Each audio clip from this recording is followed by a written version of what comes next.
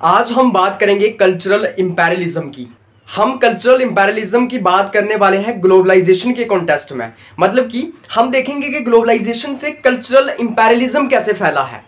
तो ये समझने के लिए कि ग्लोबलाइजेशन और कल्चरल इंपेरियलिज्म का क्या रिलेशनशिप है, ग्लोबलाइजेशन क्या असर डालता है कल्चर के ऊपर, किस तरह से कल्चर जो है अलग अलग देशों का एक दूसरे के साथ मिक्सअप हो रहा है, एक दूसरे देशों का कल्चर जो है वो कॉपी किया जा रहा है। तो ये सब समझने से पहले हमें ये समझना चाहिए कि कल्चरल इंपेरियलिज्म होता क्या है। जब मैं कल्चरल इंपेरियलिज्म की बात करता हूं तो सबसे पहले हम ये समझते हैं कि इंपेरियलिज्म क्या होता है। देखिए, इंपेरियलिज्म होता है किसी एक देश का दूसरे देशों के ऊपर कब्जा कर लेना, टेरिटरी के ऊपर कब्जा कर लेना, वहां की पॉलिटिकल पावर को कैप्चर कर लेना, वहां के इकोनॉमिक सिस्टम को, एस्पेक्ट को भी कैप्चर कर लेना। मतलब कि पूरे तरीके से एक देश का दूसरे देश के ऊपर पूरे तरीके से कब्जा कर लेना, कल्चरल फील्ड में भी, सोशल फील्ड में भी, इकोनॉमिक फील्ड में भी और पॉलिटिकल फील्ड में भी। मतलब कि एक देश पूरे तरीके से कब्जा लिया है किसी देश ने, उसको हम इंपेरियलिज्म कहते हैं। लेकिन जब हम कल्चरल इंपेरियलिज्म की बात करते हैं, इसका मतलब ये होता है कि किस तरह से एक देश जो है वो दूसरे देशों के कल्चर को इन्फ्लुएंस कर देता है। एक देश अपने कल्चर को दूसरे देशों के लोगों के ऊपर जो है वो एप्लीकेबल कर देता है। किस तरह से एक देश का कल्चर जो है वो पूरी दुनिया के अंदर या अलग अलग देशों के अंदर कॉपी किया जाने लगता है। किस तरह से एक देश का कल्चर जो है वो दूसरे देश के अंदर इंपोज किया जाता है या फिर दूसरे देश के अंदर जो है चलने लगता है। इसी को हम कल्चरल इंपेरियलिज्म कहते हैं। अब जब मैं कल्चरल इंपेरियलिज्म की बात करता हूं, यहां पे जैसे मैंने इसकी डेफिनेशन लिखी है, व्हेन डोमिनेंट कल्चर और nation imposes its values, beliefs, norms, practices on another nation और कल्चर। मतलब कि जब एक देश अपने देश की वैल्यूज को, बिलीव्स को, उसके बाद नॉर्म्स और प्रैक्टिसेस को दूसरे देश के कल्चर के ऊपर, दूसरे देश के ऊपर इंपोज करने लगता है, उसको हम इंपेरियलिज्म कहते हैं, कल्चरल इंपेरियलिज्म कहते हैं। मतलब अब एक देश जो है वो दूसरे देश के ऊपर अपने कल्चर को इंपोज कर रहा है, अपने बिलीव्स को, अपने नॉर्म्स को, अपने जो वैल्यूज हैं उनको इंपोज किया जा रहा है, उसको हम कल्चरल इंपेरियलिज्म कहते हैं। अब आप सोच रहे होंगे कि किस तरह से इंपोज किया जा रहा है। भाई, एक देश दूसरे देश के ऊपर अपने कल्चर को, अपनी वैल्यूज को, बिलीव्स को किस तरह से इंपोज करेगा, किस तरह से उनके ऊपर एप्लीकेबल करेगा। तो बहुत सारे तरीके हो सकते हैं। हो सकता है कि मीडिया के थ्रू, मतलब कि सोशल मीडिया के थ्रू अपने कल्चर को वो बढ़ा चढ़ाकर दिखाया जा रहा है। हो सकता है सोशल मीडिया ही उनकी हो, तो वो ही चलाएंगे जो चाहेंगे, तो वो हमेशा अपने कल्चर को उस पर चलाते रहेंगे ताकि लोग उससे अट्रैक्ट हों। उसके बाद हो सकता है लैंग्वेज के थ्रू, मतलब भाषा के आधार पे जो है वो लोगों को अपने साथ जोड़ते हों, अपने कल्चर को वहाँ इन्फ्लुएंस डालते हों।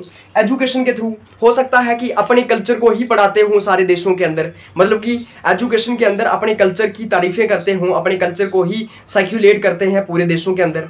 उसके बाद प्रोपेगेंडा हो सकता है, बहुत सारे प्रोपेगेंडास हो सकते हैं जिसके थ्रू वो अपने कल्चर को दुनिया तक पहुंचाते हैं। कॉलोनियलिज्म हो सकता है पहले किसी देश को उन्होंने कब्जाया हो, कॉलोनी बनाई हो, उसके बाद वो कल्चर जो है वहां पे इंपोज कर दिया हो। जैसे कि जिस तरह से हिंदुस्तान को इंग्लैंड ने जो है वो कॉलोनाइज किया हुआ था, हमें जो है इंग्लैंड ने हमारे ऊपर कंट्रोल स्थापित किया हुआ था। तो उससे क्या हुआ, उन्होंने अपना कल्चर यहाँ पे छोड़ दिया, हमें इंग्लिश सिखा दी, पैंट शर्ट पहनना सिखा दिया, हमें ब्रांडेड स्टफ सिखाया और साथ ही साथ हमें अपनी फूड हैबिट्स सिखाई, अपना कल्चर सिखाया। तो इस तरीके से हो सकता है कि किसी देश के ऊपर किसी दूसरे देश ने कब्जा किया हो और उसके तहत जो है अपने कल्चर को वहां पे इंपोज किया हो। उस तरीके से भी कल्चरल इंपेरियलिज्म हो सकता है। तो ये सब बात करते हैं हम कल्चरल इंपेरियलिज्म की। बात ये नहीं है कि कल्चरल इंपेरियलिज्म होता क्या है, बात ये है कि ग्लोबलाइजेशन से कल्चरल इंपेरियलिज्म कैसे बढ़ा है।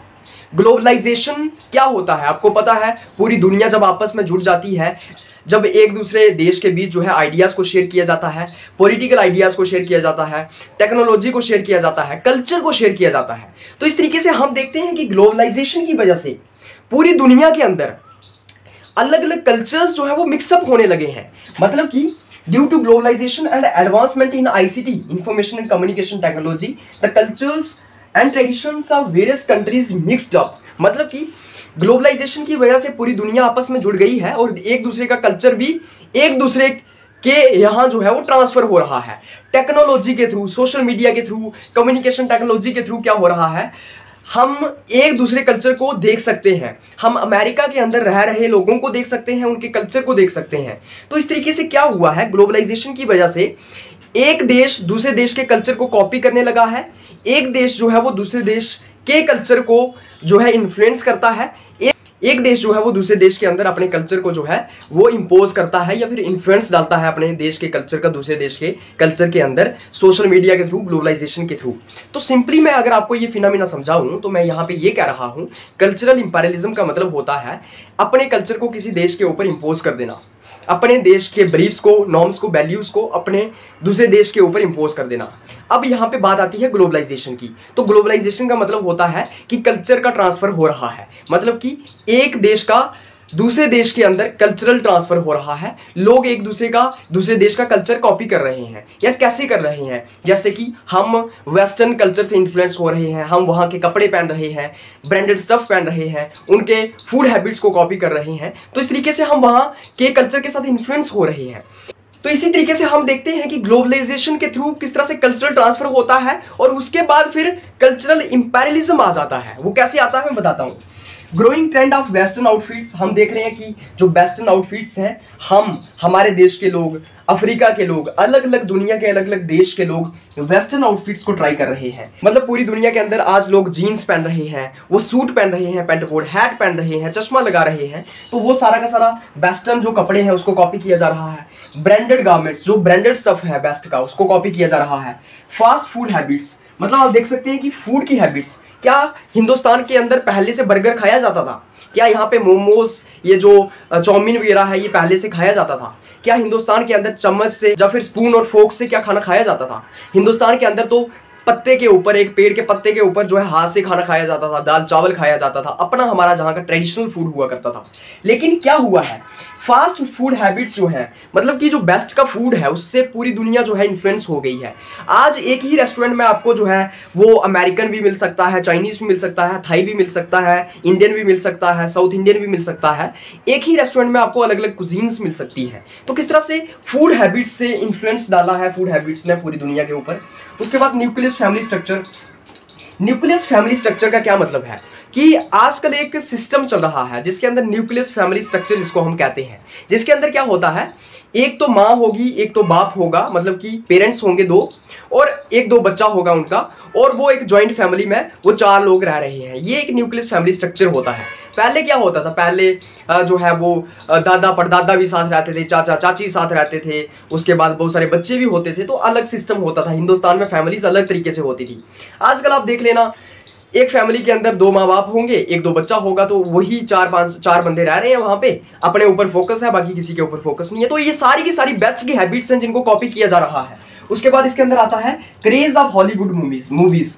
हॉलीवुड मूवीज का क्रेज आजकल चल रहा है। हिंदुस्तान के लोग भी जो है हॉलीवुड मूवीज को देखते हैं। पूरी दुनिया जो है हॉलीवुड मूवीज की फैन हो गई है, जो बेस्ट और अमेरिका की मूवीज हैं। उसके बाद इसके अंदर आता है इंग्लिश म्यूजिक। इंग्लिश म्यूजिक के काफी फैन हो गए हैं लोग, इंग्लिश म्यूजिक का क्रेज चल रहा है, सारे लोग इंग्लिश म्यूजिक सुन रहे हैं। उसके बाद इसके अंदर आता है लिव इन रिलेशनशिप। हिंदुस्तान या फिर बाकी सारे देशों में भी लिव इन रिलेशनशिप का एक रिवाज चलने लग पड़ा है। मतलब कि पहले हिंदुस्तान में लिव इन रिलेशनशिप का कोई कंसेप्ट नहीं था, अफ्रीका और लैटिन अमेरिका में लिव इन रिलेशनशिप का कोई सिस्टम नहीं था। लेकिन वेस्ट और यूरोप को कॉपी करके, अमेरिका को कॉपी करके हमने क्या कर दिया, ये जो लिव इन रिलेशनशिप का सिस्टम है, मतलब बिना शादी किए हुए लड़का लड़की एक साथ रहेंगे, लिव इन में रहेंगे, वो सिस्टम भी यहाँ पे चालू हो गया है। तो इस तरीके से हमारा जो वेस्टर्न कल्चर है उसने हमारे कल्चर को, पूरी दुनिया के कल्चर को जो है इन्फ्लुएंस किया है, उसके ऊपर असर डाला है। इसी को हम कल्चरल इंपीरियलिज्म कहते हैं। मतलब कि एक कल्चर जो है वो पूरी दुनिया के ऊपर जो है अपना डोमिनेंस डाल रहा है। लेकिन इसका मतलब ये ही नहीं है कि वेस्ट ने ही सारा का सारा कल्चरल डोमिनेंस जो है पूरी दुनिया के ऊपर डाला है। आज ईस्ट का डोमिनेंस भी है पूरी दुनिया के ऊपर।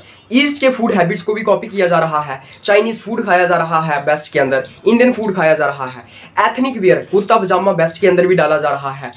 हिंदुस्तान का जो योगा का सिस्टम है, जो जहाँ के आयुर्वेदिक जो मेडिसिन है, उसको वेस्ट के लोग इस्तेमाल कर रहे हैं। हिंदुस्तान का स्पिरिचुअलिटी का कंसेप्ट वेस्ट के लोग फॉलो कर रहे हैं। यहाँ की बॉलीवुड मूवीज को वहाँ पे देखा जा रहा है, चाइनीज मूवीज को वहाँ पे देखा जा रहा है। तो ओवरऑल ग्लोबलाइजेशन की वजह से सारे कल्चर जो है आपस में मिक्सअप हुए हैं। लेकिन हमारा टॉपिक यहाँ पे है कल्चरल इंपीरियलिज्म। तो हम देखते हैं कि किस तरह से सबसे ज्यादा कल्चरल इंपीरियलिज्म कैसे हुआ है। मतलब कि जो बेस्ट के देश हैं, जो अमेरिका और यूरोप के देश हैं, वही पूरे तरीके से पूरी दुनिया के अंदर अपने कल्चर को डोमिनेटिंग तरीके से जो है बाकी देशों के ऊपर इंपोज करते हैं। कल्चरल इंपेरियलिज्म के अंदर, या फिर मैं अगर ग्लोबलाइजेशन की बात करूं, उसके अंदर मिक्सअप तो हुआ है कल्चर का। हिंदुस्तानी कल्चर भी अमेरिका के लोगों के द्वारा, यूरोप के लोगों के द्वारा कॉपी किया जा रहा है, इसमें कोई आशंका नहीं है। मैं ये कहना चाहता हूं कि वेस्ट के कल्चर को सबसे ज्यादा कॉपी किया जा रहा है। कैसे किया जा रहा है आप देख लेना। हिंदुस्तान के अंदर आज किस किस चीज का रिवाज है? आज ब्रांडेड स्टफ का रिवाज है। आज लोग जो है वो शॉर्ट कपड़े पहन रहे हैं, लड़कियां स्कर्ट पहन रही हैं, लड़के जो है जीन्स पहन रहे हैं, हैट पहन रहे हैं। What is this? उसके बाद फूड हैबिट्स हैं, फोक और स्पून का इस्तेमाल किया जा रहा है खाने खाने के लिए। तो ये क्या है? सारा का सारा वेस्ट का डोमिनेंस है हिंदुस्तान के कल्चर के ऊपर। तो इस तरीके से कल्चरल इंपेरियलिज्म वेस्ट का जो है वो हिंदुस्तान के ऊपर पड़ गया है। किस तरीके से वेस्ट जो है वो हिंदुस्तान के कल्चर को इन्फ्लुएंस डाल रहा है? किस तरीके से डाल रहा है? बहुत सारे तरीके हो सकते हैं, जैसे मीडिया के थ्रू हो सकता है, लैंग्वेज के थ्रू हो सकता है, एजुकेशन के थ्रू हो सकता है, प्रोपेगेंडा के थ्रू हो सकता है। और खास करके वेस्ट ने ही क्यों अपना कल्चर जो है वो पूरी दुनिया के ऊपर फैलाया है, उसके पीछे के रीजंस ये हैं कि वो अमीर देश है, टेक्नोलॉजी उनके हाथ में है, सारे के सारे वर्ल्ड इंस्टीट्यूशंस जो है वो उनके हाथ में है, उन्होंने ही पूरे देशों के ऊपर जो है रूल किया है, कॉलोनीज बनाई हुई हैं अलग अलग देशों की, सारी की सारी सोशल मीडिया को वो ओन करते हैं। तो वो चाहें जो चाहें वो प्रोपेगेंडा वो चला सकते हैं। अगर वो चाहें कि सोशल मीडिया के ऊपर वेस्ट के कल्चर को ही ज्यादा दिखाना है, इसी को ज्यादा चलाना है, तो वो चला सकते हैं। गूगल उनका है, उसके बाद फेसबुक उनका है, इंस्टाग्राम उनका है। तो इस तरीके से जो है कल्चरल इंपेरियलिज्म जो है वेस्ट का फिर इंडियन सोसाइटी के ऊपर, अफ्रीका के ऊपर जो है फैला है। इस तरीके से हम कल्चरल इंपेरियलिज्म की यहाँ पे बात करते हैं। तो मेनली मैं अगर आपको क्रक्स दूं लास्ट में, तो इसका मतलब ये है ग्लोबलाइजेशन की वजह से आपस में अलग अलग देश जो है जुड़े हैं, उसके बाद कल्चर एक दूसरे का जो है मिक्सअप हुआ है, एक दूसरे का कल्चर कॉपी हुआ है। लेकिन सबसे ज्यादा कल्चर किसका कॉपी हुआ है? सबसे ज्यादा कल्चर कॉपी हुआ है वेस्ट का, इंडियन सोसाइटीज के ऊपर, उसके बाद अफ्रीकन सोसाइटीज के ऊपर। क्यों हुआ है? क्योंकि वेस्ट के पास वो एक बिटो पावर थी, वेस्ट के पास सारे के सारे इंस्टीट्यूशंस थे, वेस्ट के अंदर अमीर देश आते हैं, वेस्ट के अंदर जो है उनका जो है टेक्नोलॉजी उनका है। तो इस तरीके से अमेरिकनाइजेशन या फिर वेस्टर्नाइजेशन जो है पूरी दुनिया के ऊपर फैला है। और इसी चीज को हम कल्चरल इंपेरियलिज्म कहते हैं कि वही बेस्ट की चीजों को जो है हिंदुस्तान के ऊपर भी इंपोज किया जा रहा है, अलग अलग देशों के ऊपर भी इंपोज किया जा रहा है। ये सब आता है कल्चरल इंपेरियलिज्म के अंदर। तो आज की इस वीडियो में बस इतना ही। मिलेंगे आपके साथ एक नया टॉपिक लेके, और साथ ही साथ अगर आपको इस लेक्चर का पीडीएफ चाहिए तो आप इस वीडियो की डिस्क्रिप्शन में जा सकते हैं, वहां पे टेलीग्राम चैनल का लिंक दिया होगा, वहां से आप टेलीग्राम चैनल ज्वाइन कर सकते हैं और पीडीएफ हासिल कर सकते हैं। तो ठीक है, फिर मिलते हैं आपके साथ एक और नई वीडियो में। तब तक आप सबको धन्यवाद।